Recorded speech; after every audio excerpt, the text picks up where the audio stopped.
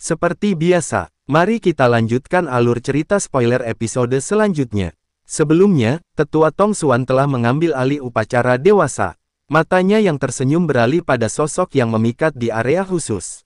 Sun Er, giliranmu. Segera, mata semua orang di stadion telah berkumpul pada sosok Sun Er. Namun, dia benar-benar mengabaikan tatapan semua orang. Matanya yang cantik sedikit khawatir. Dia melihat Xiao Yan, yang telah kembali ke tempat duduknya, dan dengan lembut bertanya.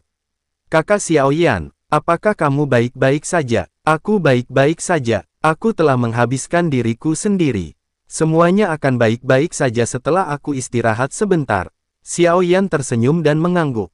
Tangan halus Sun Er dengan lembut menyeka jejak darah dari sudut mulut Xiao Yan. Dia tidak mengatakan apa-apa, tapi ada tarian kemarahan samar di dalam matanya. Masalahnya hari ini belum berakhir. Gu Yao, kamu lebih baik tidak mendarat di tanganku di lain waktu. Jika tidak, aku pasti akan membiarkanmu merasakan perasaan ini. Sun Er mengepalkan tangannya. Setelah itu, tubuhnya melayang dan dengan lembut mendarat di alun-alun. Tetua Tong Xuan menatap wajah dingin Sun Er. Dia tanpa sadar tertawa dan berkata, kamu juga harus tahu bahwa dengan keunggulan dan statusmu dalam klan Gu, tidak mengherankan jika hal seperti itu terjadi. Xiao Yan membutuhkan tantangan seperti itu. Jika tidak, sangat sulit baginya untuk benar-benar diterima oleh anggota klan. Aku harap ini yang terakhir kalinya. Sun Er menjawab dengan suara yang keren. Kamu dapat yakin. Tetua Tong Xuan mengangguk. Setelah itu, dia memberi isyarat dengan tangannya. Cakram bintang sebesar 30 meter muncul di depannya. Sun Er perlahan melangkah maju. Tangannya dengan lembut menyentuh cakram bintang saat dia menutup matanya. Segera, beberapa cahaya mulai dipancarkan dari tangannya. 1 bintang, 2 bintang, 7 bintang, 9 bintang. Hampir semua anggota klan Gu menghirup nafas yang dalam ketika mereka melihat 9 bintang yang mempesona di cakram bintang. Pada akhirnya, saat menyentuh angka 10, cakram bintang benar-benar meledak. Kemudian, pilar cahaya kuning keemasan menembak ke arah langit dari tangan Sun Er. Gelombang demi gelombang tekanan kuat menyebar dari pilar cahaya itu. 10 bintang, garis darah dewa. Semua orang dari klan Gu tertegun saat mereka menatap pilar cahaya kuning keemasan yang melesat ke langit. Banyak dari mereka tidak mampu menahan tekanan kuat ini saat mereka berlutut di tanah. Kamu harus menyadari betapa menakutkannya Sun Er sekarang kan? Gu Yuan menyipitkan matanya dan melihat cahaya keemasan di kejauhan. Tingkat dewa, dua pria di sampingnya saling bertukar pandangan satu sama lain. Mereka merasa seolah-olah mulut mereka penuh dengan kepahitan. Setelah semua, garis keturunan dewa tidak muncul dalam klan Gu selama 1000 tahun terakhir. Sementara itu, pilar cahaya keemasan yang menembak ke arah langit perlahan menghilang sebelum berubah menjadi sinar cahaya keemasan yang sekali lagi memasuki tubuh Sun Er. Pada saat ini, dia perlahan membuka matanya. Dia tidak merasa sedikit terkejut pada keheningan di sekitarnya. Sebaliknya, matanya yang tenang menatap wajah panas Tetua Tong Xuan di depannya. Itu memang garis keturunan dewa. Tetua Tong Xuan dengan bersemangat bergumam saat Sun Er menatapnya. Kemudian, kedua tangannya mengepal di ruang kosong di depannya. Segera, pena naga warna pelangi berkedip-kedip dan muncul di tangannya. Sun Er sekali lagi menutup matanya saat pena naga warna pelangi muncul. Kemudian, tangan Tetua Tong Xuan menari-nari. Banyak garis misterius mulai terbentuk dan tato klan warna pelangi mulai muncul di dahi Sun Er. Selesai, Tetua Tong Xuan menghela nafas setelah gambar tato klan pelangi muncul di dahi Sun Er. Matanya masih dipenuhi dengan kegembiraannya. Mata Sun Er yang tertutup rapat perlahan dibuka setelah mendengar suara di samping telinganya.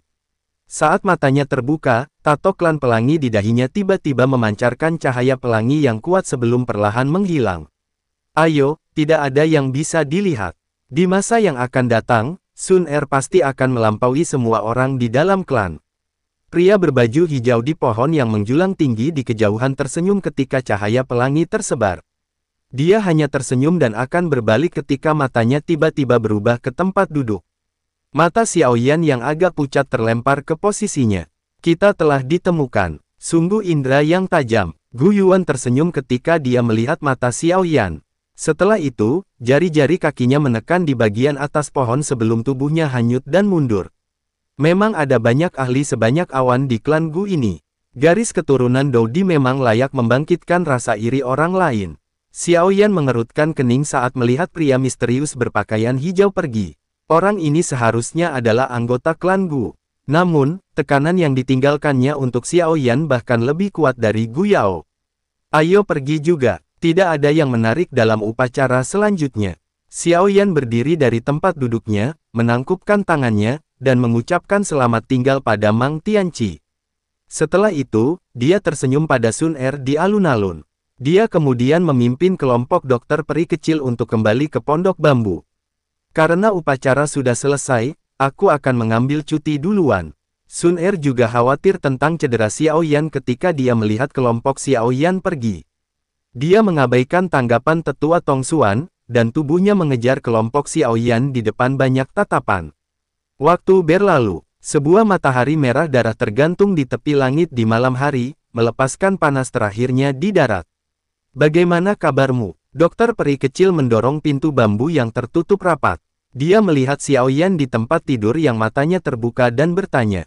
Tidak ada yang serius. Aku hanya terlalu lelah. Kekuatan penghancur senyap yang telah ditransmisikan ke dalam tubuhku telah dihapus dengan bantuan Sun Er. Xiao Yan tersenyum dan mengangguk. Pada saat ini, ekspresinya sudah jauh lebih baik setelah beberapa jam istirahat. Oh ya, di mana Sun Er? Dia telah pergi ke klan Gu. Aku mendengar dia mengatakan bahwa makam surgawi akan terbuka dalam 2 hari.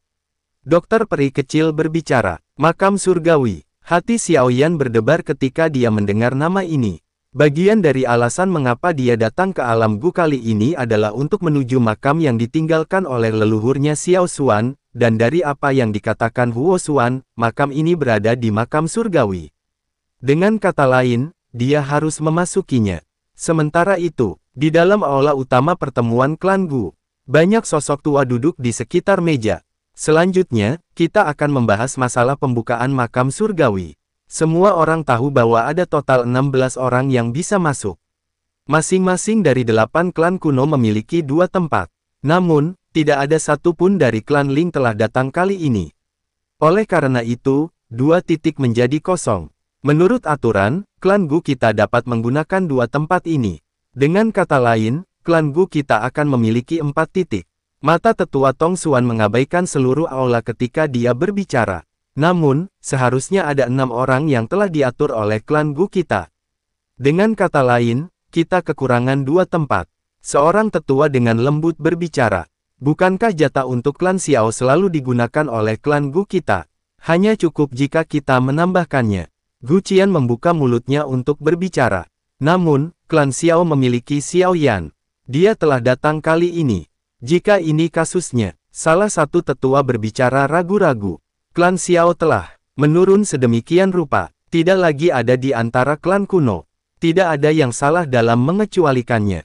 Aku pikir Xiao Yan harus bisa memahami ini. Tetua Gusan berbicara dengan suara tenang. Beberapa tetua tanpa sadar mengangguk ketika mereka mendengar ini. Namun, tetua Tong Xuan mengerutkan kening. Boom! Pintu yang tertutup rapat memancarkan suara ledakan ketika tetua Tong Xuan mengerutkan kening. Para penjaga di pintu hampir menangis ketika mereka tiba-tiba berlutut di bawah cahaya pelangi. Tetua Gusan, sejak klan Xiao meninggalkan dataran tengah, klan Gu telah menduduki tempat mereka. Saat ini, seseorang dari klan Xiao akhirnya datang, namun kamu menolak untuk mengembalikan tempat ini. Apakah kamu tidak berlebihan? Cahaya pelangi menerangi aula besar, menyebar ke semua tetua di dalam. Pada saat yang sama, suara dingin Sun Er tiba-tiba terdengar. Sosoknya yang cantik perlahan masuk ke aula. Sun Er, sembunyikan dulu tato klan pelangimu. Tetua Tong Sun tanpa daya menghela nafas. Dia melirik tetua Gusan, yang ekspresinya sedikit jelek saat dia berbicara. Setelah mendengar kata-kata tetua Tong Xuan, cahaya pelangi yang dipancarkan dari antara alis Sun Er secara bertahap melemah. Dia berjalan ke sisi meja pertemuan. Beberapa kemarahan melompat di dalam matanya yang cantik. Dia tahu bahwa orang-orang ini pasti tidak akan menerima Xiao Yan meskipun dia telah menunjukkan kekuatan yang sangat besar. Sun Er, kamu adalah anggota klan Gu kita. Pikirkan lebih lanjut untuk klan Gu ketika kamu bertindak. Wajah Gusan tenggelam ketika dia mencoba menegur. Tetua Gusan, meskipun aku anggota klan Gu, ada beberapa hal yang tidak boleh berlebihan. Klan Gu kita telah mendapatkan keuntungan besar dalam hal tempat yang tersedia. Selain itu, tempat untuk klan Xiao selalu diserahkan kepada klan Gu sejak mereka meninggalkan dataran tengah. Sekarang Xiao Yan telah tiba di sini setelah banyak kesulitan, bukan hanya kamu tidak berencana untuk mengembalikan tempat kepadanya, kamu bahkan berpikir tentang mengeluarkannya. Sun Er melototi Gu San. Kata-katanya menjadi sangat keras, menyebabkan wajah Gu San tenggelam. Sun Er, tempat ini adalah tempat para tetua mendiskusikan berbagai masalah. Kamu menerobos masuk ke sini telah melanggar aturan. Gu Qian mengerutkan kening saat dia memberikan balasan. Tetua Gu Qian, apakah kamu lupa tentang otoritas tato klan pelangi? Sun Er dengan dingin menuntut. Gu Qian terkejut ketika mendengar ini. Dia segera merasa sedikit pahit. Menurut aturan klan Gu, setiap anggota klan yang memiliki tato klan pelangi akan dapat melampaui sebagian besar tetua dalam hal posisi. Memasuki ruang rapat ini tidak melanggar aturan apapun.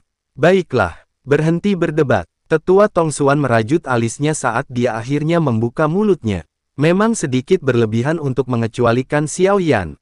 Tambahkan dia ke daftar nama untuk makam surgawi. Klan Gu kita telah memanfaatkan tempat klan Xiao selama bertahun-tahun. Sekarang saatnya untuk mengembalikannya. Bahkan jika kita mengizinkannya memasuki makam surgawi, klan Gu kita masih memiliki 5 titik. Gu San dan beberapa tetua mengerutkan kening. Namun, mereka hanya bisa mengangguk. Mereka mengerti bahwa Sun Er memiliki garis keturunan dewa. Lupakan tentang ayahnya yang menjadi pemimpin klan saat ini. Hanya garis keturunan ini dan tato pelangi menyebabkan bobot kata-katanya menjadi berkali-kali lebih berat. Karena tidak ada yang keberatan, kita akan memutuskan untuk melakukannya seperti ini. Makam surgawi akan dibuka dalam 2 hari. Sun Er, minta Xiao Yan untuk bersiap. Tetua Tong Xuan berbicara. Ya, tetua, maaf telah mengganggu kalian. Sun Er sedikit mengangguk. Dia membungkukkan badannya dengan sopan kepada semua tetua yang duduk. Setelah itu, dia berbalik dan berjalan keluar dari aula besar.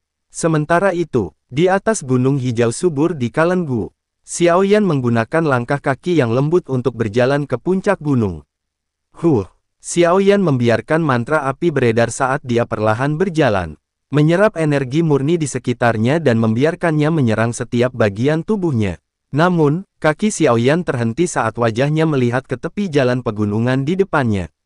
Sebuah sosok berdiri dengan tangan di belakang punggungnya di tempat itu. Junior ini hanya lewat begitu saja. Tetua, mohon maafkan jika aku telah mengganggumu.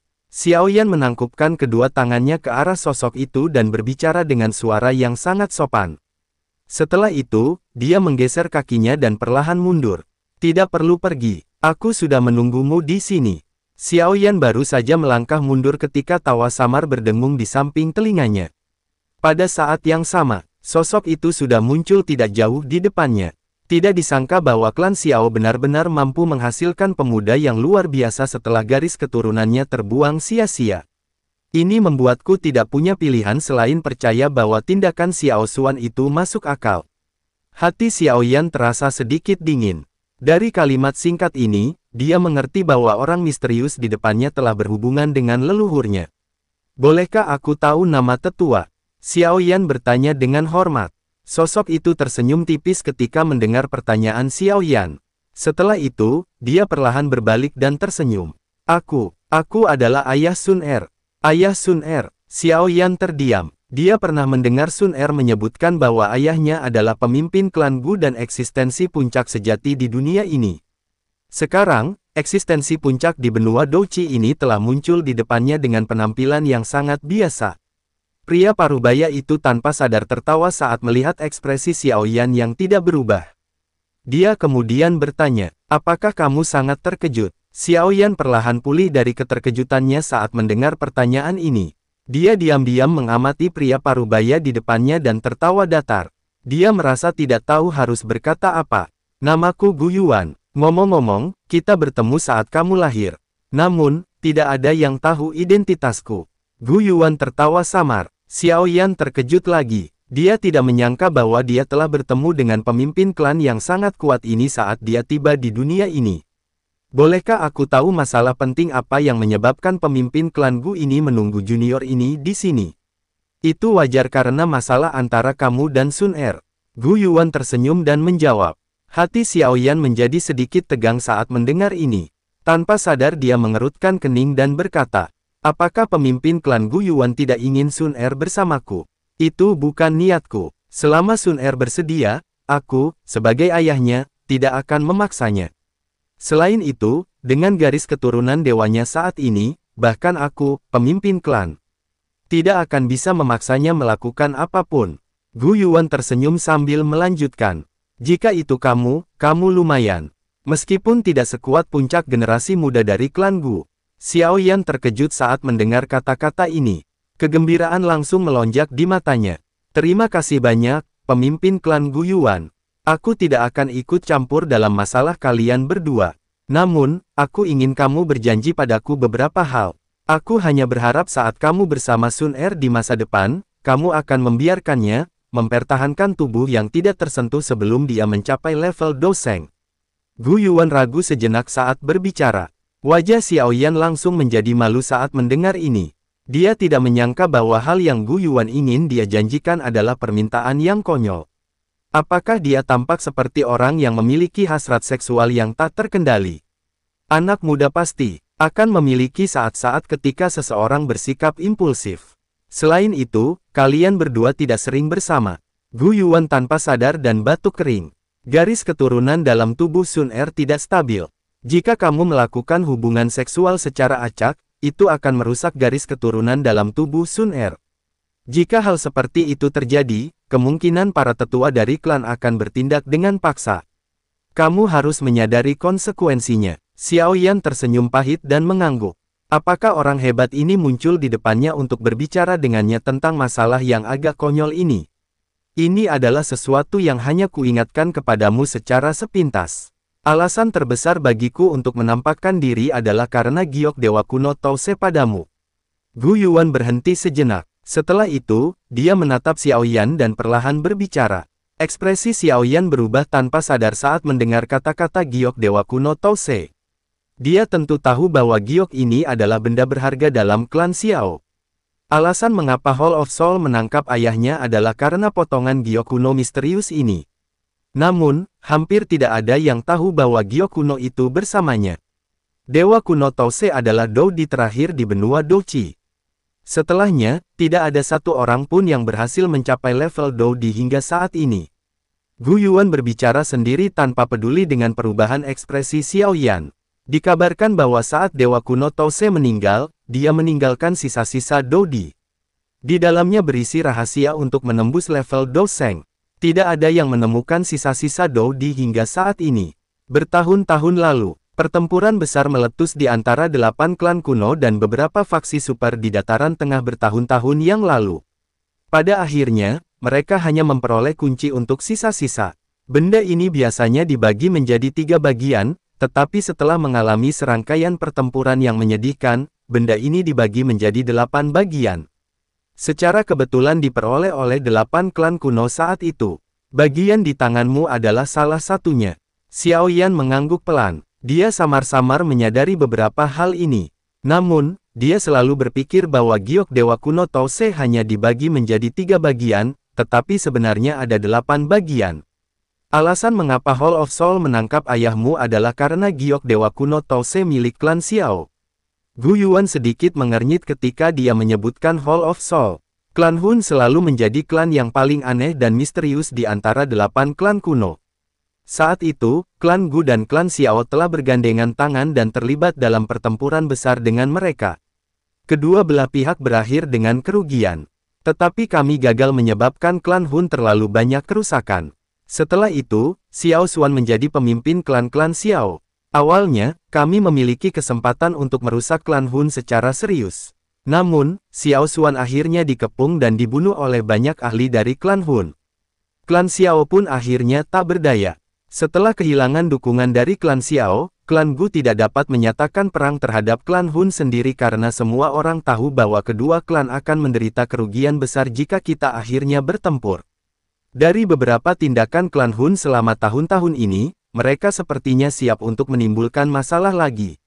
Oleh karena itu, giok dewa kuno ini pasti akan menjadi target mereka. Jika mereka diizinkan untuk mendapatkan semua giok dewa kuno, kekuatan klan Hun pasti akan melonjak dan menghancurkan keseimbangan. Ekspresi Gu Yuan sedikit muram saat dia mengamati Xiao Yan. Kamu seharusnya tahu betapa pentingnya giok dewa kuno Tao Sekan. Xiao Yan sedikit mengangguk. Namun, gambaran dunia di bawah magma tiba-tiba terlintas di hatinya. Tempat itu adalah dunia magma di bawah Akademi Jianan. Ada sesuatu di ujung magma yang menyebabkan giok dewa kuno Tao Se di tangannya bereaksi. Mungkinkah ujung dunia magma adalah lokasi tersembunyi dari peninggalan Dodi? Xiao Yan merenungkan pikiran itu. Dia mendapat firasat bahwa benda di ujung dunia magma itu pasti sangat penting. Apa niat pemimpin klan Gu Yuan? Gu Yuan menatap Xiao Yan. Sesaat kemudian, dia menggelengkan kepalanya. Menurut niat para tetua dari dalam klan, mereka ingin kamu menyerahkan giok kuno di tanganmu kepada klan Gu untuk diamankan, tetapi aku pikir kamu tidak akan mau menyerahkannya. Xiao Yan mengangguk pelan dan menjawab, ada jejak-jejak spiritual ayahku di dalam giok kuno itu. Aku perlu mengandalkan ini untuk memastikan apakah dia masih hidup. Karena itu, aku pasti perlu menyimpan giok kuno ini. Maaf, pemimpin klan Gu Yuan. Gu Yuan menggelengkan kepalanya. Dia melambaikan tangannya dan berkata, lupakan saja, kita akan membahas ini di masa depan. Makam surgawi akan dibuka dalam 2 hari lagi. Kita akan membahas masalah batu giok kuno setelah kamu keluar dari makam surgawi. Xiao Yan mengangguk. Dia baru saja akan menjawab ketika suara angin kencang tiba-tiba muncul di kaki gunung. Matanya segera mengikuti suara itu dan melihat ke atas, hanya untuk melihat sosok yang bergegas mendekat. Sosok itu adalah Sun Er.